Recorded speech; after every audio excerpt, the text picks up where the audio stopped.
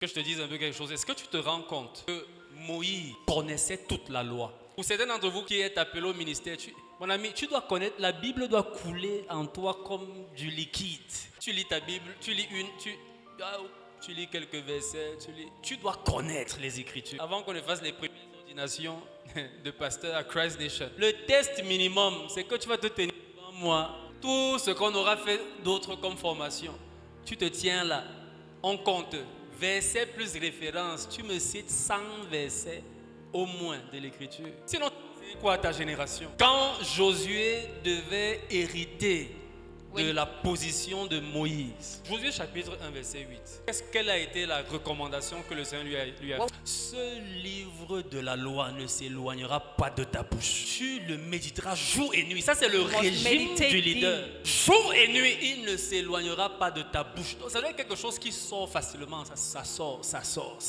Et que quand Moïse est allé sur la montagne et que Dieu lui a révélé la loi. Et j'espère que tu sais que la loi, ce n'est pas juste 10 commandements. La loi, c'est plus de 600 commandements. Plus les ordonnances. Parce qu'il y a les commandements, il y a les ordonnances. Donc ça veut dire que ces rencontres avec Dieu, il connaissait toute la loi. C'est pour ça qu'il pouvait donc dire à Aaron, voici ce que Dieu a dit. Tu vas relayer auprès du peuple. Et donc maintenant tu vas dire que non, ça c'était Moïse et Aaron. Ok.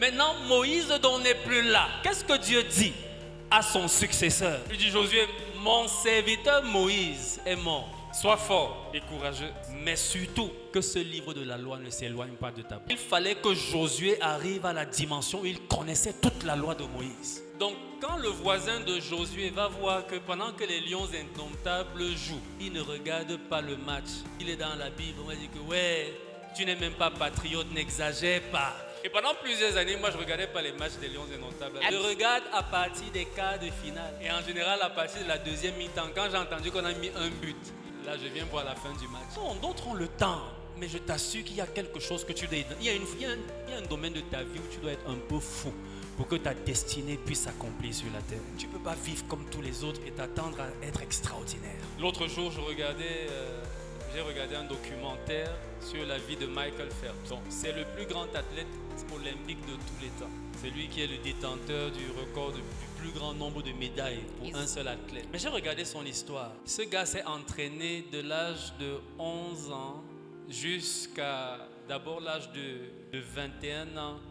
8 heures tous les jours, même le dimanche. Jusqu'à ce qu'il a brisé tous les records parce que c'est avec son coach. Je t'assure que tu es paresseux.